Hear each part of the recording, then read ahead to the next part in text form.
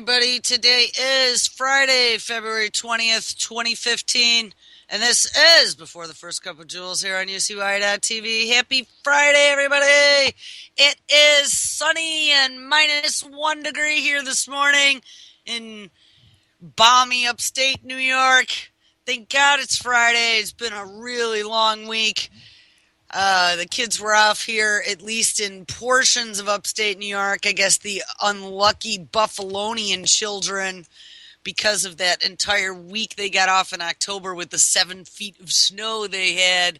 They've been trying to make up all those days. They actually, did you know they sent those kids to school during the 1 week between Christmas and New Year, and they were trying to again make it up with sending him to school this week, but it was too damn cold.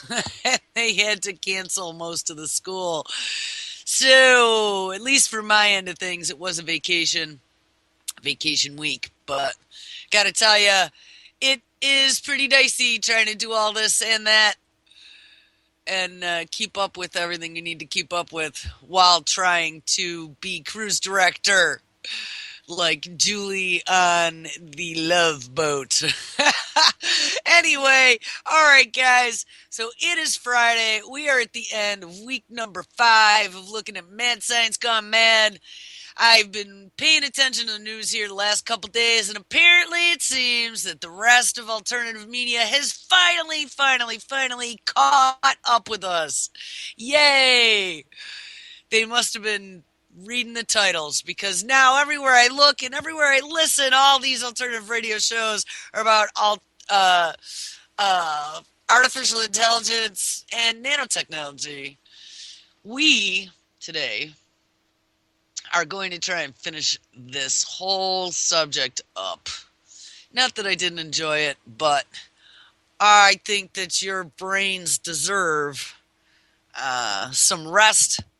Here, I gotta remember, though, my brain deserves some coffee. It is not functioning quite at the moment, but I did get that French press. I figured out how to make it super strong, so I have cup number 1 where the spoon just about stands up all by itself.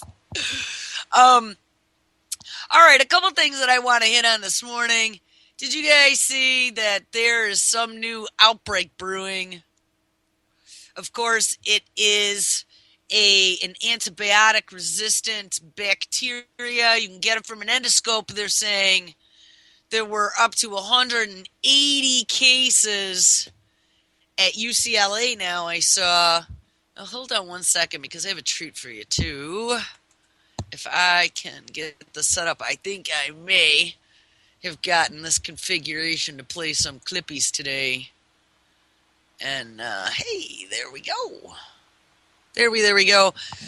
So they're up to 180 cases today. I actually caught it on the news yesterday with this endoscope at UCLA. I think they were saying like gallbladder. I don't know if it was pancreas. If you guys want to, we'll listen to this. Let's see if I can get a connection.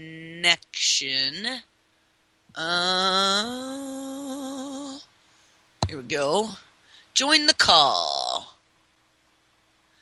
And maybe if we're really super lucky, we won't get any feedback.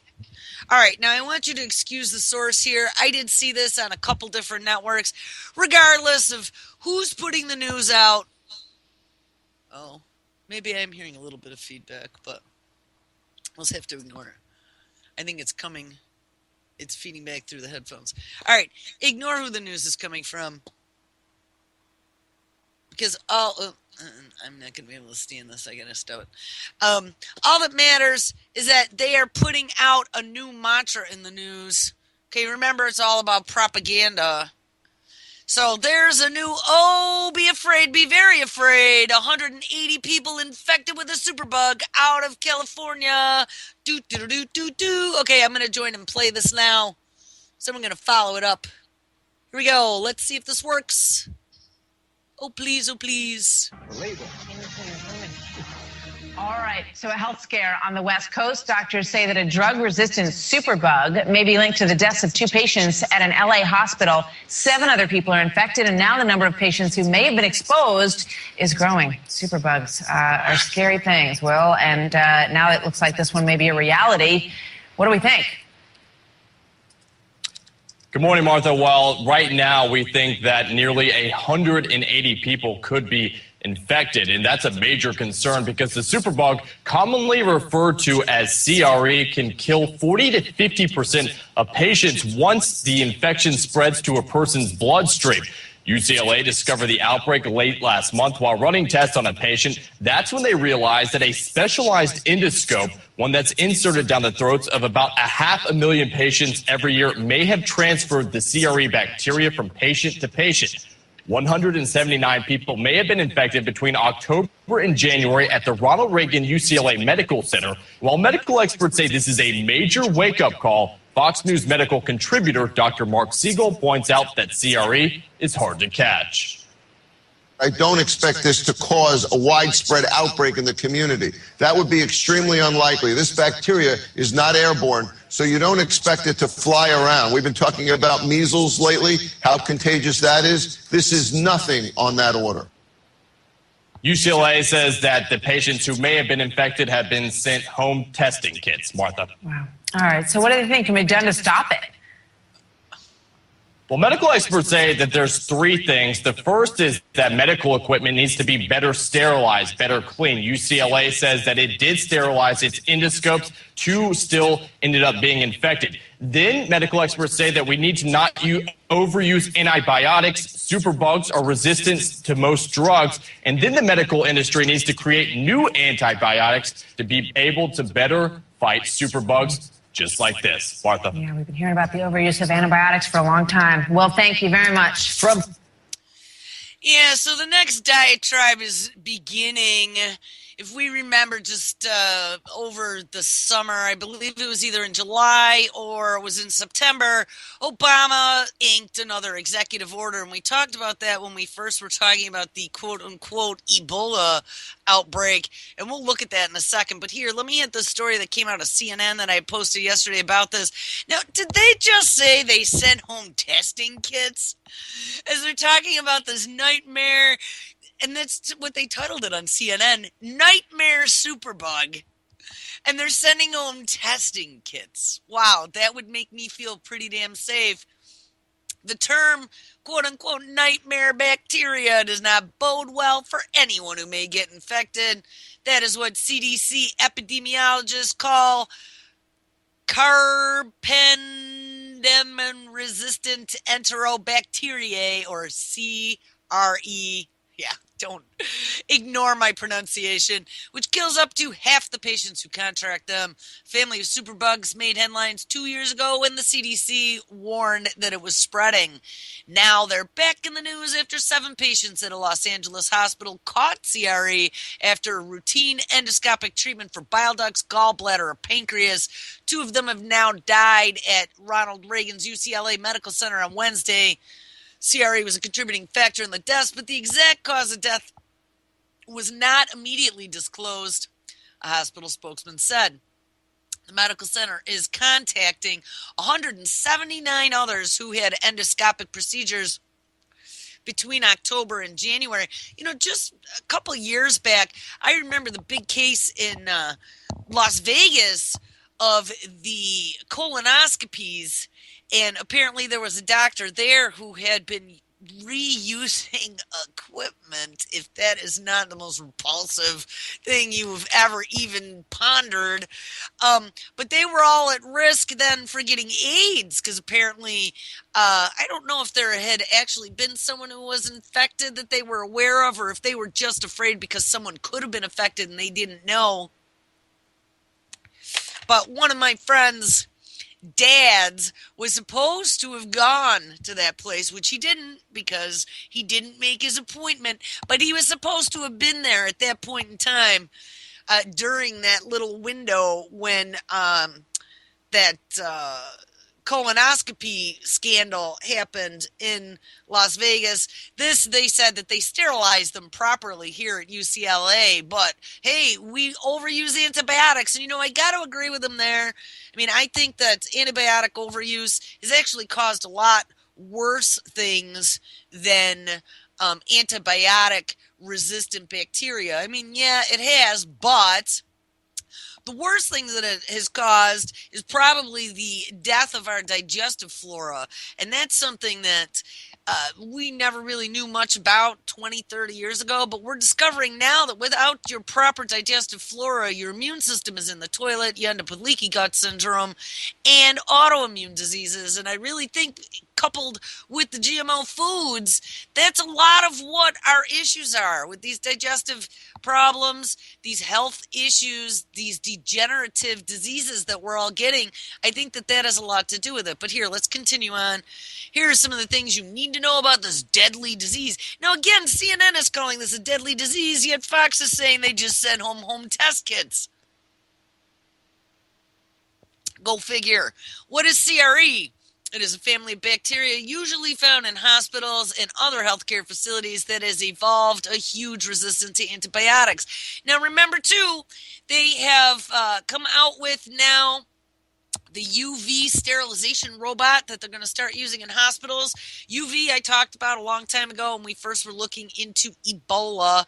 UV is wonderful. You can even use it to kill microbes in water. If you're in an SHTF scenario, they do have these little UV wands that you can get for under $100. I think they call them Steripens, something like that. I actually got myself one and threw it in my hit the road backpack. You know, you can also get the straws, but the pen is like a good backup. You also got to remember, too, that hospitals are where a lot of this antibiotic resistant bacteria comes from to begin with, like MRSA. You know, so they can't go ahead and blame necessarily the overuse of antibiotics. They should be blaming these toxic environments where the stuff is allowed to survive.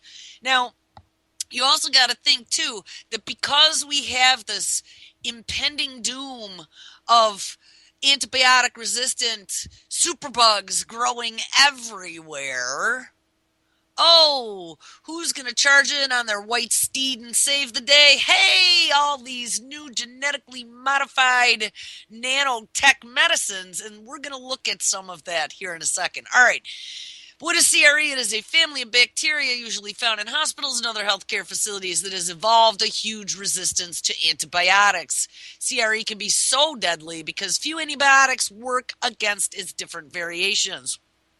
That's what the name carbapenem resistant means. I don't even know how to say this. It's hard. It's hard to even focus. I should have my bifocals on. Carbapenem is a class of antibiotics often used as a last resort against bad bacterial infections. And the one thing that I had heard them mention, too, is that it had gotten into their blood. And typically, any time a bad infection gets into your blood, you typically end up going into some sort of sepsis, and then it's probably game over. So you probably don't want that to happen. But hey, wait, the nanobots are going to save you because, yes, a story came out about that yesterday. Not about killing bacteria, but the nanobots in your blood helping all kinds of great things.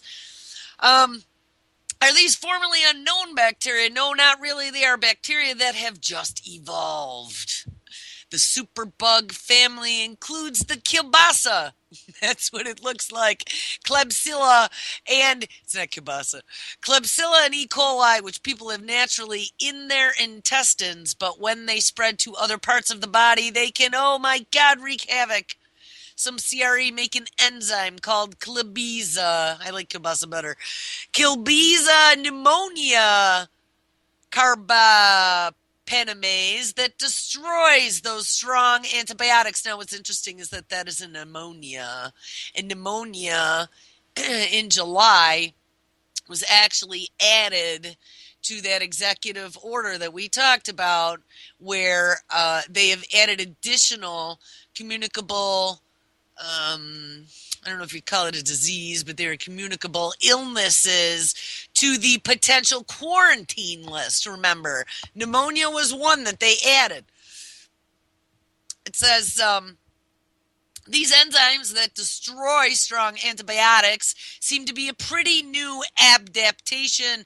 Researchers first discovered them in, what year? 2001, the year the world started to see all the terror.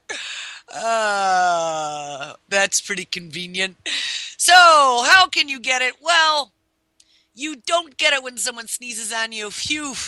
And if you touch an infected wound or stool, oh yes, just like Ebola, people crawling around picking up pieces of poop, then touch a vulnerable part of the body, like an open wound, you can get it.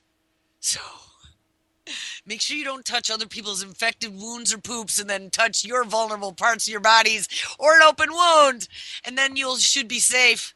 That's why it doesn't spread on the street, but in the hospitals, well, where healthcare workers and others can spread by touch.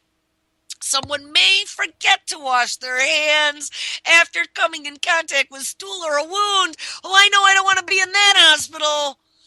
Or a procedure could be performed with a contaminated instrument like an endoscope or a surgical device. Yeah, hey, one of the things I want to get back into, because this malformed protein question came up again yesterday during the show, is I want to get back into the CVJD and mad cow, bovine, spongiform encephalopathy and malformed proteins, because that was something that I think we talked about a long time ago on air.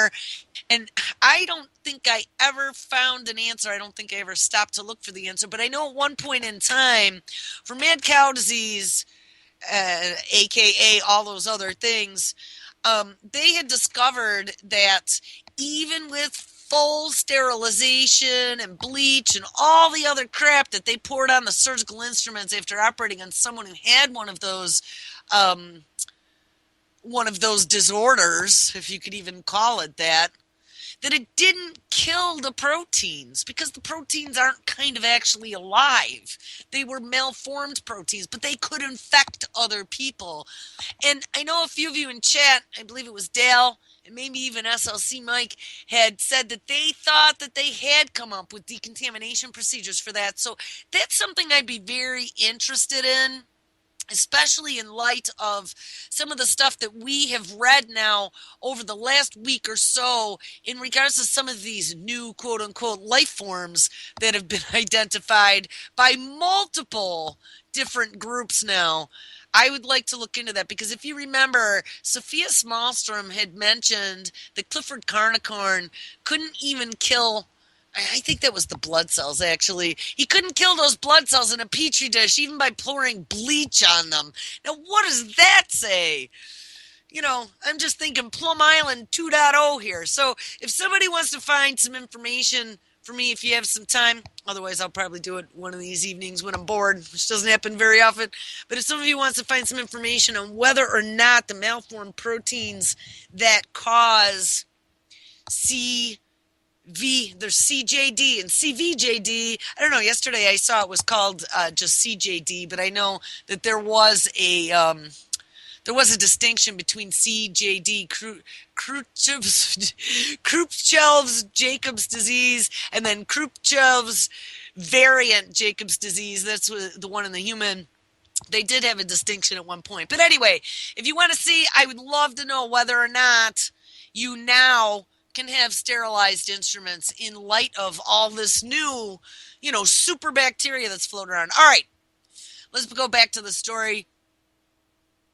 Someone may forget to wash their hands at UCLA, but CRE can also spread from other soiled invasive medical inserts like respirator tubes or catheters. Oh, how damn horrifying.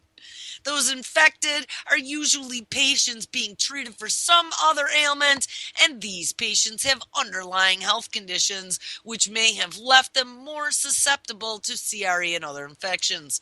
But some researchers warn that CRE could spill over into the streets, oh my God, if they become more widespread in hospitals. Does the procedure for these patients does the procedure those patients had present a particular infection risk? No, said the American Society for Gastrointestinal Endoscopy.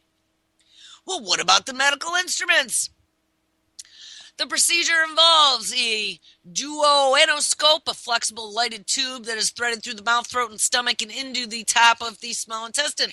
Right, that's called an upper GI, I believe. Its design may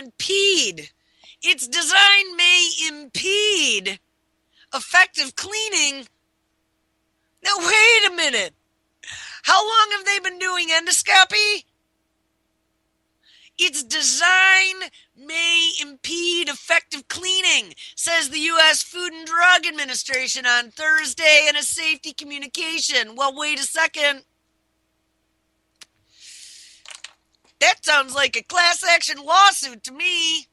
What dumbass company made an endoscope for surgical insert internal into body procedure that cannot be properly cleaned? And what agency approved such a device? This is just horrifying. It's been stuck places where you most certainly don't want to be swapping spits. And it can't be cleaned properly? Oh my. I just found the FDA warning here. I'm going to drop this in the chat. This is kind of long and we're going to run out of time if I read all this. But this is horrifying. There you go. Oh, all right, hold on. Let's pop back to the story.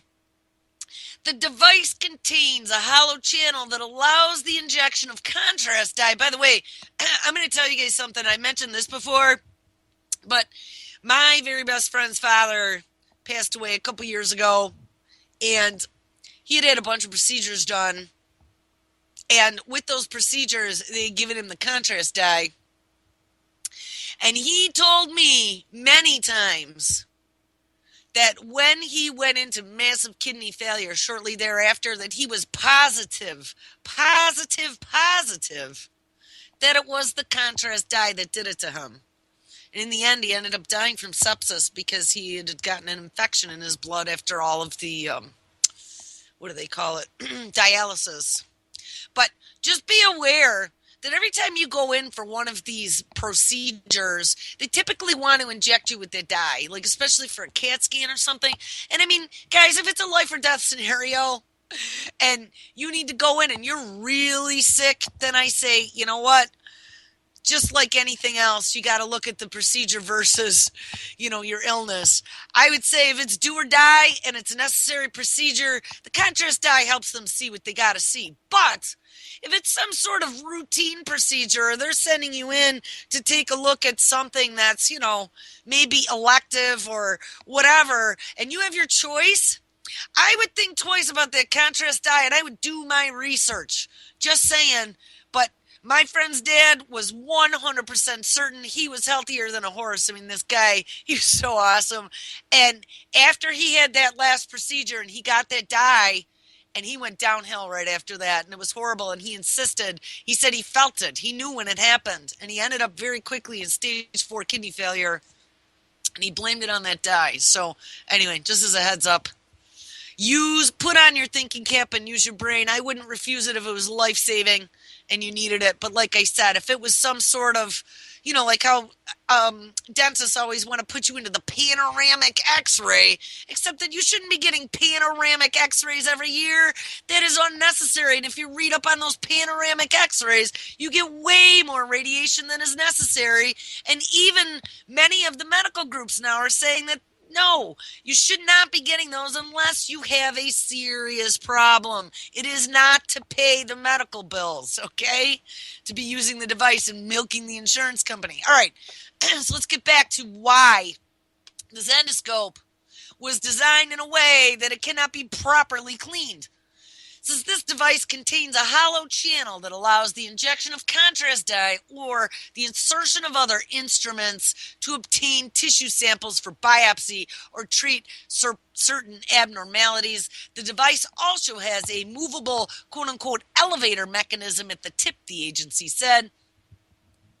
Even meticulously cleaning the devices prior to high-level disinfection, quote, may not entirely eliminate, unquote, the risk of transmitting infection, said the FDA. Reprocessing is a detailed, multi-step process to clean, disinfect, or sterilize reusable devices. In recent medical publications and adverse events reports associate multi-drug resistant bacterial infections in patients who have undergone this procedure with reprocessed duo endoscopes, even when manufacturer reprocessing instructions were followed correctly, said the FDA. Again, man, this is sounding like a massive class action lawsuit to me. Although the complex design of duo endoscopes improves the efficiency and effectiveness, it causes challenges for cleaning and high-level disinfection.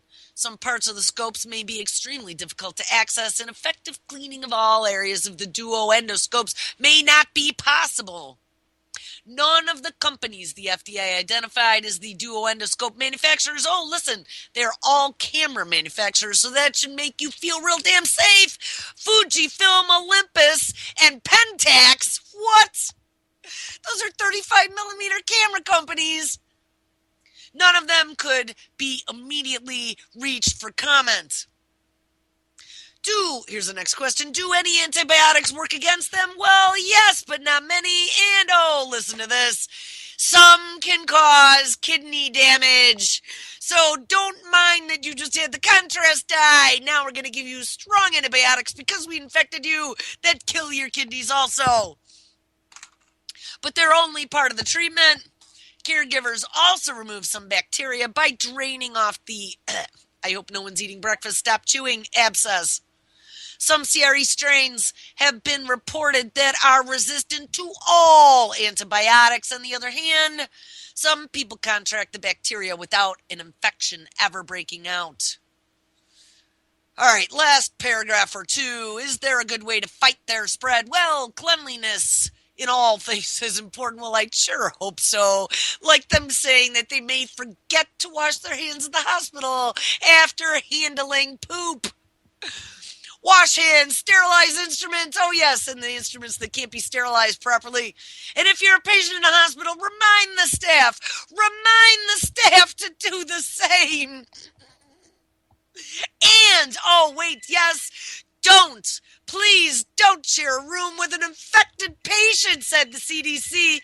Well, maybe they should be having a conversation with your insurance company that forces you to double or triple up in a room. Also, if you come down with a harsh bacterial infection after medical treatment in another country like Mexico, be sure to tell your healthcare provider about that treatment. Some CREs are more common overseas than in the United States. Also, some researchers believe that doctors should be careful not to prescribe antibiotics too quickly because the ubiquitousness of antibiotics led superbugs to develop resistance to them in the first place, according to many experts. So yes, we really don't have proof of all this, but this is what we're telling you. And I mean, it's very possible.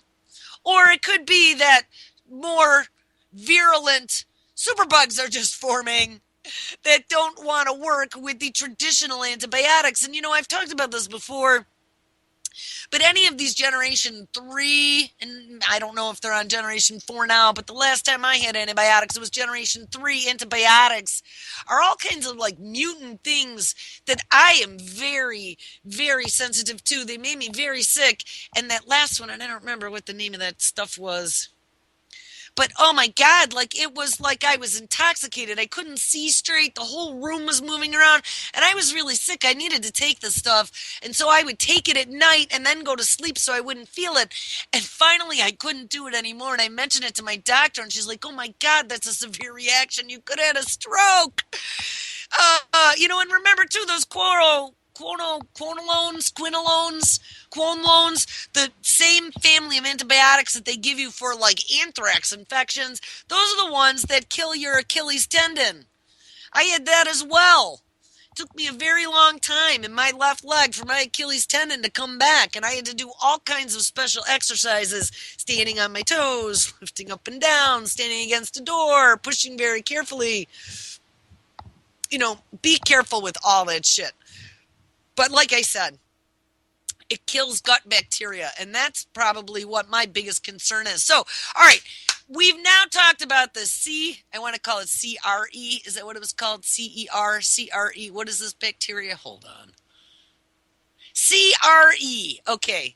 This nightmare, quote-unquote nightmare superbug.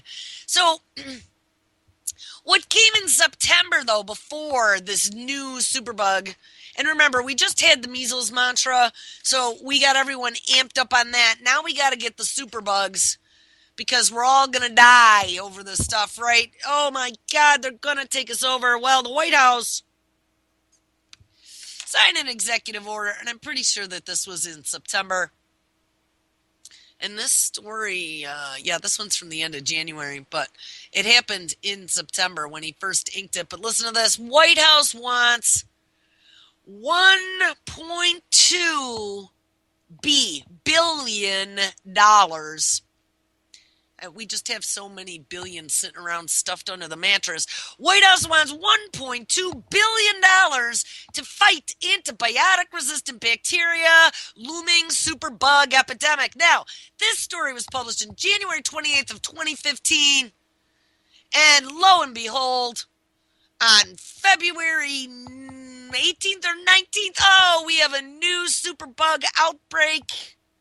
And there were how many people? 180 that are now exposed. And holy crap, it's in all of our hospitals. But hey, guess what? The White House wants $1.2 billion, and he had an executive order making it a national initiative to begin all this great development in the labs to come up with some sort of substance to fight these superbugs. Doesn't it seem convenient? When I look at this stuff, I can't even pretend to, believe them. The White House has called for increased investment. I mean, guys, this is a slippery palm butt slap to all these pharmaceutical companies. The whole military, medical, industrial complex that is now formed to own biological life. I mean, with the nanobots, apparently we weren't looking closely enough at superbacteria. And remember that all of this is done under the cradling eyes of DARPA as they're sprinkling money at all of these institutions under the guise of Homeland Security to protect us against bioterror. Remember that. This is just a front. Be afraid, oh my God, this procedure that millions of people have had could now put you at risk. Be afraid because we're going to come up with a cure. The White House has called for increased investment to fight antibiotic-resistant bacteria to prevent resurgent disease once thought eradicated.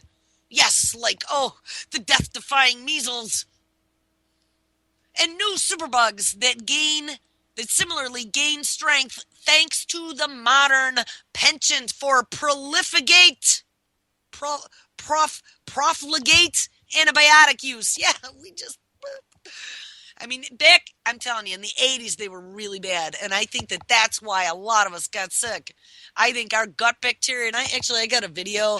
And now that I can play videos, we're going to, I can't remember where I put it, but, we're going to hit that here before the end of the show.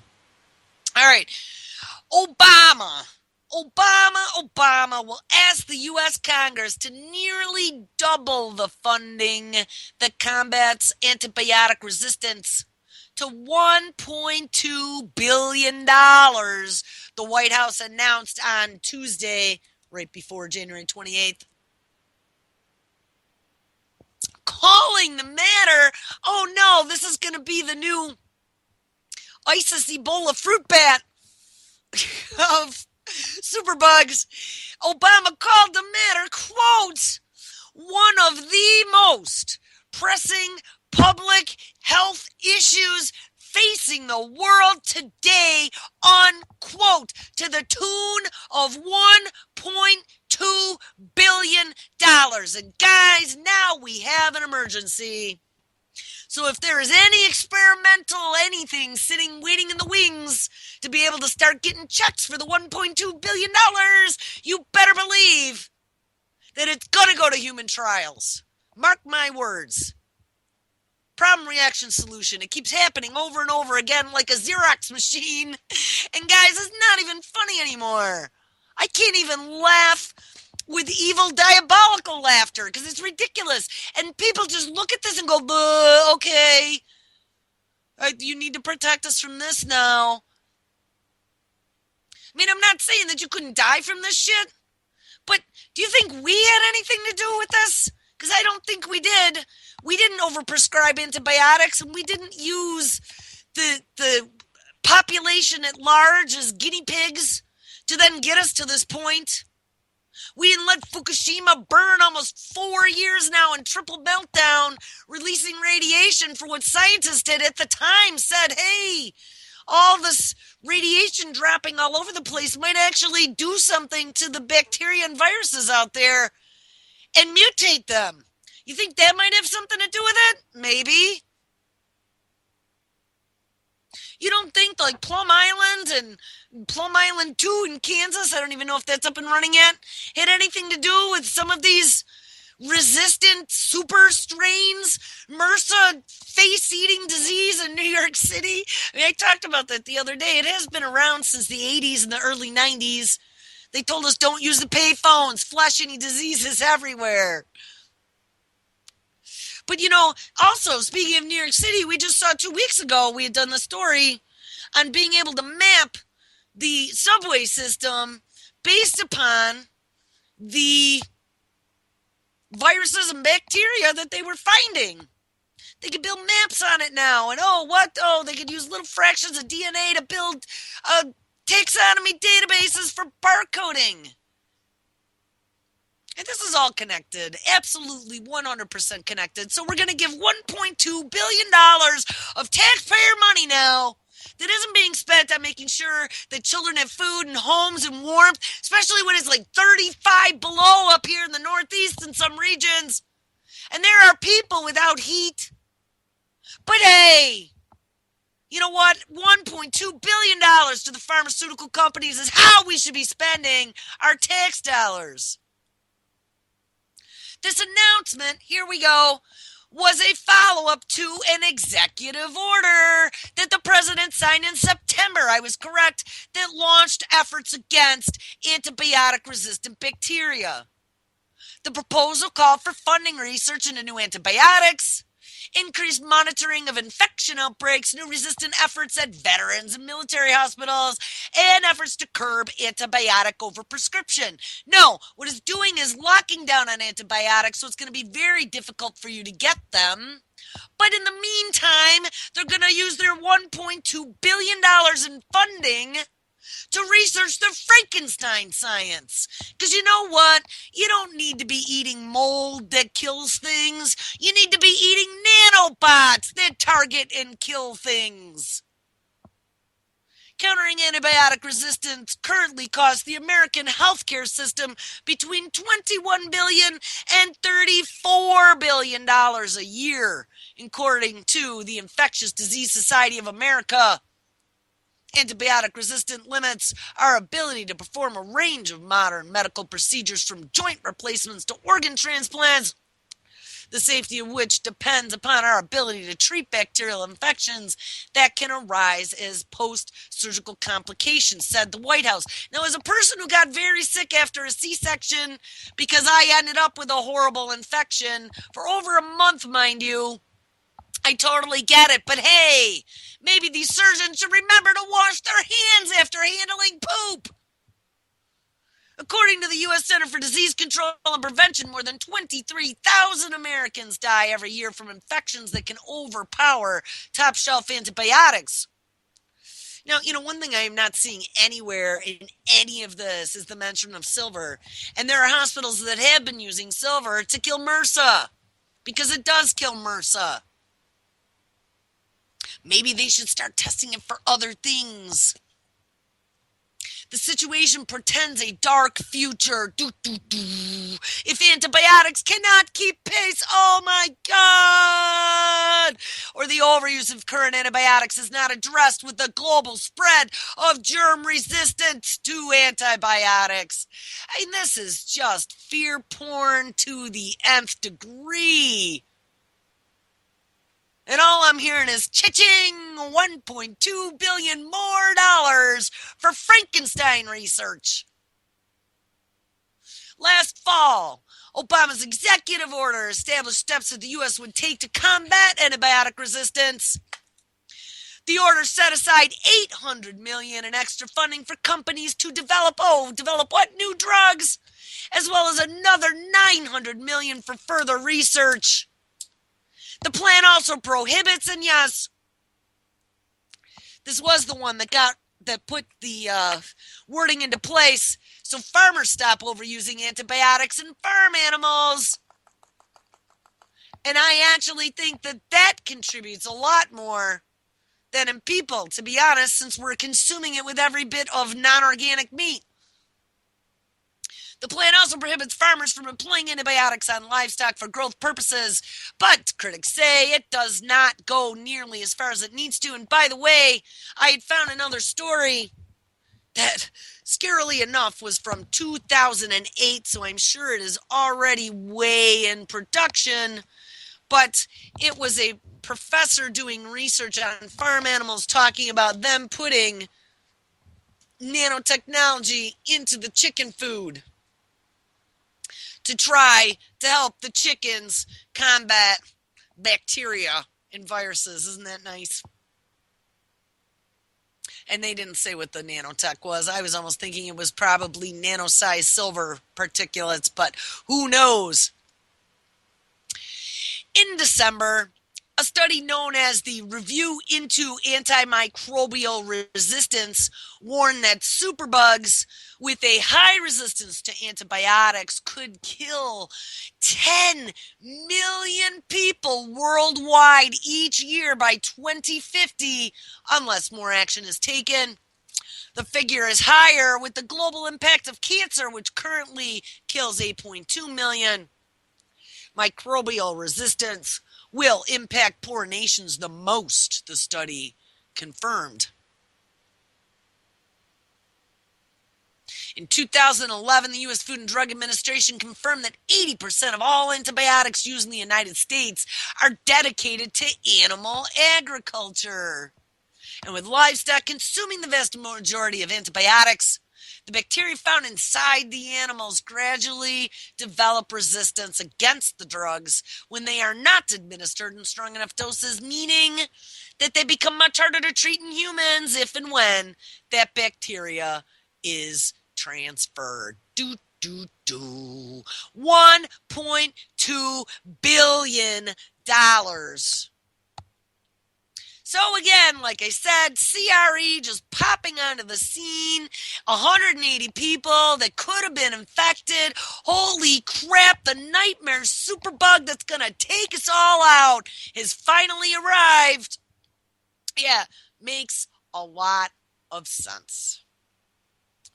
Now, some of the things I really wanted to hop onto today, I found that original story on epigenetics, and damn, 1 hour is just not enough. But for now, it's got to be. Here we go. We are going to check out, what page is this on? We are going to check out this new super nano drone in your blood. Let me see if I can find it, because I see it on my one computer, but not my other. Here we go. All right, let's see if we can connect here. Remember, I am not in my studio, so it makes it a little more difficult. But hey, only took 2 days. All right, here we go from our nano drones, which I'd say these are more nanobots, but nano drones being perfected against heart disease. What? Yes. Good old Benny Swan. Well, finally, before we go, we spent a lot of time on the show discussing drones. We obviously have today, but would you believe that teeny tiny microscopic drones could be used inside of your body to prevent heart attacks? Researchers have completed the first successful tests of nanoparticles, which are targeted to go where they are needed in mice, and hope to soon conduct the first patient trials. These nanoparticles are designed to latch onto hard plaques in the arteries made from fat, cholesterol, and calcium, which cause heart disease. Once they reach their target, the little drones release a drug derived from a natural protein that repairs inflammation damage in the body. Each of the tiny particles, made from a plastic-like material, is 1,000 times smaller than the tip of a human hair. was the end of that. Hold on. Did you hear what he was saying, though? They could be dispatched in the body. They could target... Oops. They could target the plaques in your arteries. And hey, you know what? They didn't he say that it came from mice? They used some proteins out of mice. Well, here's the next thing. So I dropped that into chat. That's from last night's uploads on pigmynews.com. Nano drones being perfected against heart disease. But wait, there's more.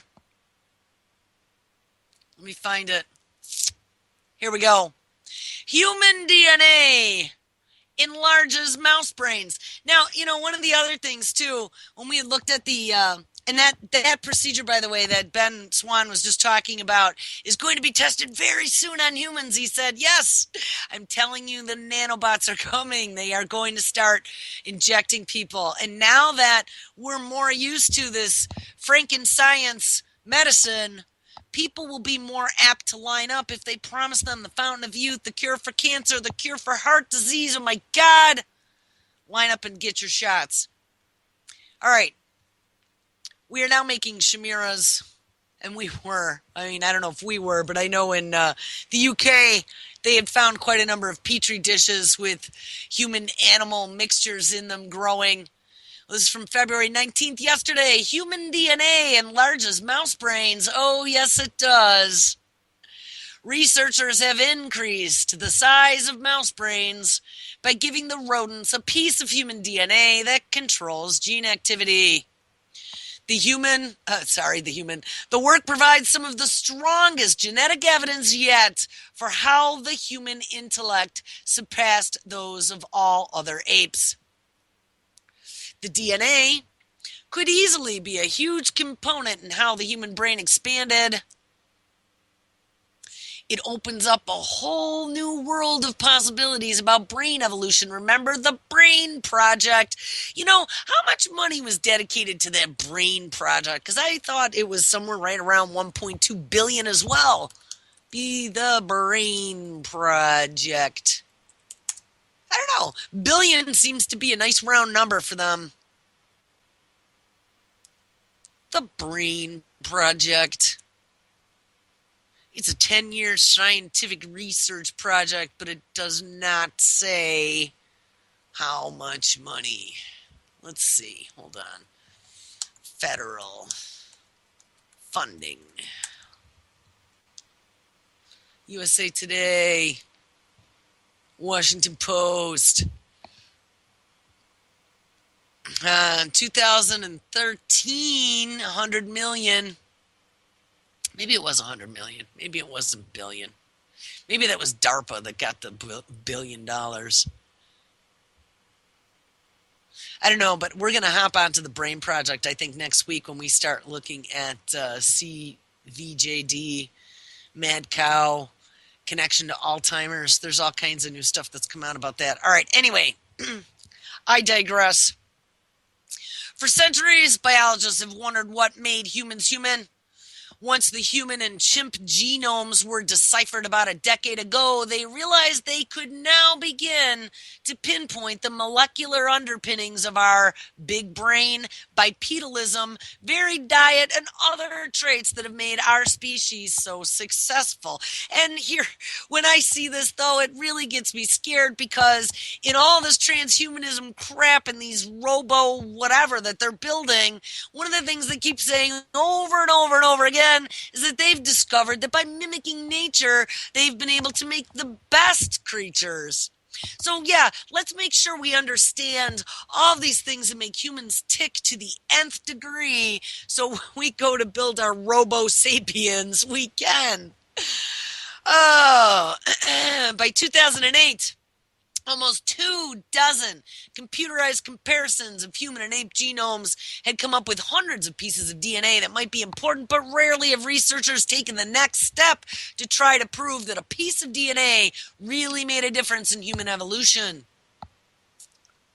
You could imagine their roles, quote, but they were just sort of stories, says Greg Way, an evolutionary biologist at Duke University. Ray is particularly interested in DNA segments that are called enhancers. Oh, I'm sure he is. Which control the activity of genes nearby.